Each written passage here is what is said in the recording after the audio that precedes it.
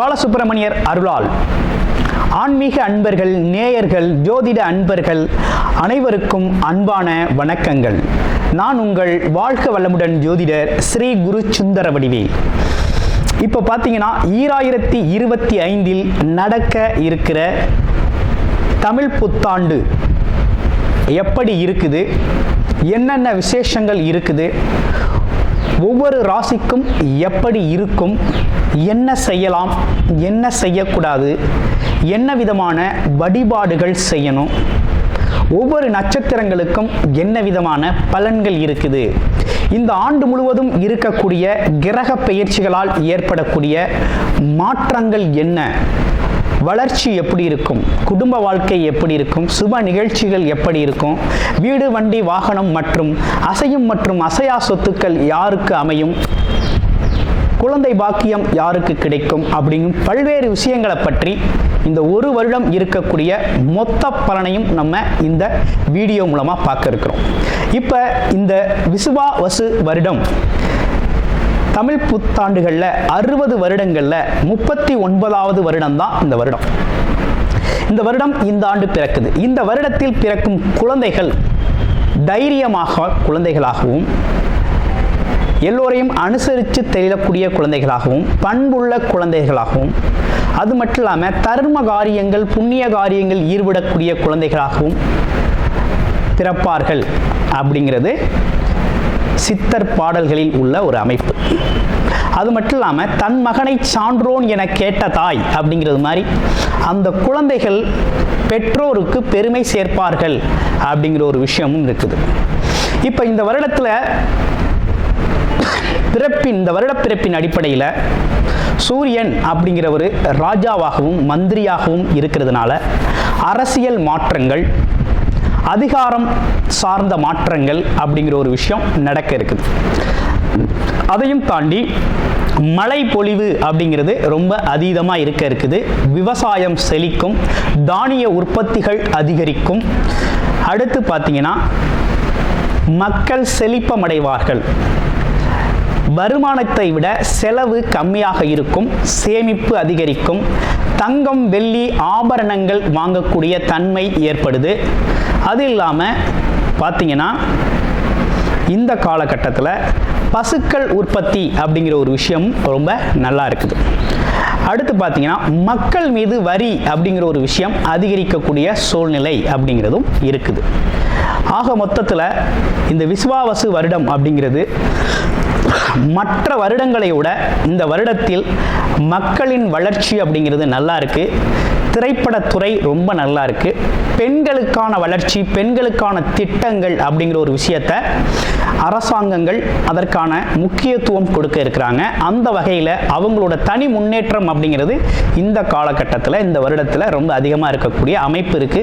குறிப்பாக எல்லார் குடும்பங்களிலும் சுப நிகழ்ச்சிகள் நடக்கக்கூடிய ஒரு தன்மை, திருமண பாக்கியங்கள் கைகூடக்கூடிய ஒரு அமைப்பு, குழந்தை பாக்கியங்கள் கிடைக்கக்கூடிய அமைப்பு, கோவில் வழிபாடுகள், தர்ம காரியங்கள், புண்ணிய காரியங்களில் மக்கள் ஈடுபடக்கூடிய ஒரு தன்மை அப்படிங்கிறதெல்லாம் ரொம்ப மிக சிறப்பாக இருக்கக்கூடிய இந்த விசுவாவசு வருடத்தில் உங்கள் ராசிக்கு எப்படி இருக்கும் அப்படிங்கிறத இப்ப பார்ப்போம். தனக்காரகனை ஆட்சி அதிபதியாக கொண்ட தனுசு ராசி அன்பர்களே, தனுசு ராசிக்கு உங்களுடைய ராசிநாதன் இதுவரையும் 6ஆம் இடத்தில் அமர்ந்திருந்தார். ருண ரோக சத்ரு குருவாக அமர்ந்திருந்த இந்த காலம் அப்படிங்கிறது உங்களுக்கு பல்வேறு விதத்தில் பல்வேறு விதமான அனுபவங்களை பெற்றிருக்கிறீங்க. ரொம்ப சிரமங்களை சந்திச்சாச்சு. கடன் பிரச்சனை, நோய் பிரச்சனை, எதிரிகளால் தொந்தரவு அப்படிங்கிறது மாதிரி பல்வேறு விஷயங்களை சந்திச்சாச்சு. இருப்பினும் இந்த வருடம் என்ன நடக்குது அப்படின்னு பார்த்தீங்கன்னா, ராசிநாதன் அப்படிங்கிறவர் மே மாதம் 14ஆம் தேதி பார்த்தீங்கன்னா களத்திர குருவாக 7ஆம் இடத்துக்கு பெயர்ச்சி அடைகிறார். இந்த 12 வருடங்களுக்கு ஒரு முறை மட்டுமே தன்னுடைய ராசியை தான் பார்க்க முடியும். அதுவும் தனுசு ராசி அன்பர்களுக்கு கிடைச்ச கிஃப்ட் அப்படின்னா இதுதான், அருமையான கிஃப்ட் இது. அடுத்து பாருங்க, ராகு கேதுக்கள் உங்களுடைய ராசிக்கு 4, 10ஆம் இடங்களில் இருந்த ராகு கேதுக்கள் மே மாதம் 18ஆம் தேதிக்கு பிறகு 3, 9ஆம் இடங்களில் பெயர்ச்சி அடைகிறார்கள். அதே நேரத்தில் இவ்வருடம் முழுவதும் சனி பகவான் அர்த்தாஷ்டம சனியாக சஞ்சாரம் செய்கிறார். இந்த காலகட்டம் உங்களுக்கு எப்படி இருக்க போகுது அப்படின்னா, தனுசு ராசிக்கு அப்படின்னு எடுத்துக்கிட்டோம்னா தொழில்துறையில் மிகப்பெரிய நல்லதொரு வளர்ச்சி அப்படிங்கிறது ஏற்படும். இதில் குறிப்பாக என்ன நடந்திருக்குன்னா, உங்களை உங்களுடைய ராசிநாதன் பார்க்கிறார், 7ஆம் பார்வையாக பார்க்கிறார், சமசப்தமாக பார்க்கிறார். கண்டிப்பாக தொழில் வளர்ச்சி உண்டாகும். ஜாயிண்ட் பிஸ்னஸ், கூட்டு தொழில்களில் இருந்து வந்த சிக்கல்கள் தீர்ந்து அந்த பிஸ்னஸும் செழிக்கும், நல்லாயிருக்கும். அடுத்து வேலை வாய்ப்புகள் உறுதியாக கிடைக்கும். வேலையில் இருக்கவங்களுக்கு கண்டிப்பாக மதிப்பு மரியாதை அதிகரிக்கும். வேலைக்கான அங்கீகாரம் உண்டு, புகழ் கௌரவம்லாம் உண்டு. அதே போல் வேலை இல்லாதவர்களுக்கு உறுதியாக வேலை கிடைக்கும். கண்டிப்பாக வேலை கிடைக்கும். வேலை போயே தான் ஆகணும், வேறு வழி இல்லை. வேலை சார்ந்து முயற்சி பண்ணுறவங்க போயே ஆகணும். அடுத்து பாருங்கள், களத்திர குருவாக இருந்து ராசியை பார்க்கறதுனால உறுதியாக ஒரு விஷயம் நடக்குது இந்த வருஷம் தனுசு ராசிக்கு.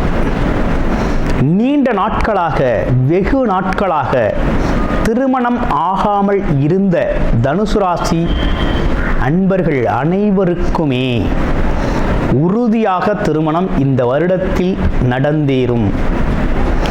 கண்டிப்பாக திருமணம் நடக்கும். அதில் சொல்லி வச்சுக்கோங்க, எழுதி வச்சுக்கோங்க. உறுதியாக திருமணம் நடக்கும். திருமண பந்தத்துக்குள்ளே கண்டிப்பாக போயிடுவீங்க. திருமண தடைகள் அனைத்தும் நீங்கும். திருமணம் சார்ந்த தடைகள் அனைத்தும் நீங்கும். கணவன் மனைவி ஒற்றுமை அதிகரிக்கும். வாக்குவாதங்கள், சிறு சிறு மனஸ்தாபங்களால் பிரிந்தவர்கள் கூட ஒன்று சேரக்கூடிய அமைப்பு உருவாயிருக்கு. அடுத்து பார்த்தோம்னா, வீடு, மனை, வண்டி, வாகனங்கள் வாங்கக்கூடிய அமைப்பு அப்படிங்கிறது தனுசு ராசிக்கு ஏற்படுது. அதே காலகட்டத்தில் தங்கம், வெள்ளி போன்ற பொருட்களையும் வாங்கக்கூடிய அமைப்பு ஏற்படுது. தங்கம், வெள்ளி போன்ற பொருட்களையும் வாங்கக்கூடிய யோகம் ஏற்படுது. ஆபரண தங்கங்கள் வாங்கக்கூடிய அமைப்பும் ஏற்படுது. ஓகேங்களா? அடுத்து பார்த்தோம்னாக்க, குறிப்பாக தனுசு ராசி அன்பர்களை பொறுத்த வகையில் இந்த வருடத்தில் வேலை சார்ந்த, உத்தியோகம் சார்ந்த துறைகளில் வேலை பார்க்குறவங்க வேலைப்பளு அதிகமாக இருக்குது அப்படின்னாலும், வேலைப்பளு அதிகமாக இருந்தாலும் கூட அந்த வேலைப்பளு ஏற்றபடி, உழைப்புக்கு ஏற்றபடி நல்ல ஒரு வெகுமதி, மதிப்பு, பணம், பொருளாதாரம் அப்படிங்கிறது சிறப்பாகவே அமையும். அப்போ முயற்சிக்கேற்ற வருமானம் அப்படிங்கிறது கண்டிப்பாக உண்டு. தாய் மற்றும் தந்தையோட உடல் ஆரோக்கியத்தில் கவனம் எடுத்துக்கணும். 4ஆம் இடம் சனி பகவான் அமர்ந்திருக்கிறார். 9ஆம் இடம் கேது பகவான் அமர்ந்திருக்கிறார். அதனால் கவனம் எப்படி இருக்கணும்னா, தாய் உடல் ஆரோக்கியம், தந்தை உடல் ஆரோக்கியம் கவனம் தேவை, அவசியம். அடுத்து பார்த்தோம்னா, கணவன் மனைவி ஒற்றுமையெல்லாம் அதிகரிக்கக்கூடிய நல்ல காலகட்டமாக இருக்குது. ஆமாம், மாணவர்கள், படிக்கிற குழந்தைகள்லாம் நல்லா படிப்பாங்க. படிப்பு நல்ல வளர்ச்சி அடையும். படிப்பில் முன்னேற்றம் இருக்கும். ரொம்ப இன்ட்ரெஸ்டிங்காக போகும். அடுத்து குலதெய்வ வழிபாடுகள் மிகப்பெரிய பலனை தரும். அதே போல் தர்ம காரியங்கள், புண்ணிய காரியங்களில் ஈடுபடுறது, யாத்திரைகள் போகிறது அப்படிங்கிறதெல்லாம் ரொம்ப முக்கியம். இந்த காலகட்டத்தில் மிகப்பெரிய சிறப்பை தரும் தனுசு ராசி அன்பர்களுக்கு. அப்போ இந்த வருடம் ஃபுல்லாக எப்படி இருக்குது அப்படின்னா, இப்படி தான் இருக்குது. இப்போ சொன்ன விஷயங்கள் அனைத்துமே மிகவும் சிறப்பான விஷயங்களாக உங்கள் வாழ்க்கையில் நடந்தேறும். அதுலேயும் குறிப்பாக உங்களுடைய பிறப்பு ஜாதகம் அப்படிங்கிறது ரொம்ப முக்கியம்.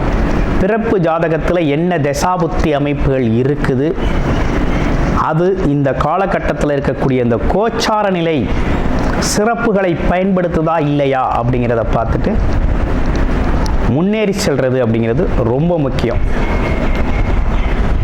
அனைவருக்கும் பார்த்தீங்கன்னா பரிகாரம் அப்படின்னு எடுத்துக்கிட்டோம்னா, அர்த்தாஷ்டம சனியாக இருப்பதால் ஆஞ்சநேயர் நெய் தீபம் ஏற்றி வழிபாடு கண்டிப்பாக செஞ்சுக்கிட்டு வரோம். ஓகேங்களா, உறுதியாக செஞ்சுக்கிட்டு வரோம். அடுத்து விநாயகர் வழிபாடு அப்படிங்கிறது தொடர்ச்சியாக செஞ்சுக்கிட்டு வரோம். அதுலேயும் சக்தி விநாயகர் ஆலயங்களில் சித்தி விநாயகர் ஆலயங்களிலும் வழிபாடு செய்கிறது ரொம்ப நல்லது. அனைவருக்கும் இனிய புத்தாண்டு நல்வாழ்த்துக்கள்.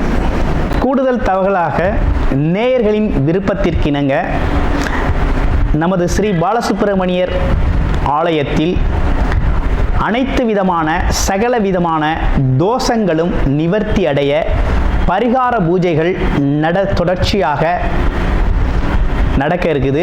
அது மட்டும் இல்லாமல் திருமண தடை, குழந்தையின்மை, தொழில் முன்னேற்றம், வேலை வாய்ப்பு கிடைத்தல், ராகு கேது தோஷங்கள் நிவர்த்தி அடைய, குலதெய்வ அருள் கிடைக்க, கடன் பிரச்சனை தீர, வாழ்வில் பணம் பொருள் செல்வாக்கு அதிகரிக்க, இப்படிப்பட்ட விஷயங்களுக்காக பல்வேறு விதமான சகல பிரச்சனைகளுக்கும் தீர்வு கிடைக்கும் வகையில் பரிகார பூஜைகள் நமது ஸ்ரீ பாலசுப்பிரமணியர் ஆலயத்தில் நேயர்களின் விருப்பத்தின் பேரில் தொடர்ச்சியாக நடக்கிறதுக்கு.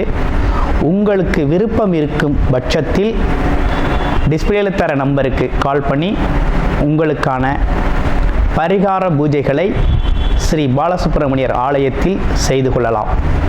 நன்றி, வணக்கம்.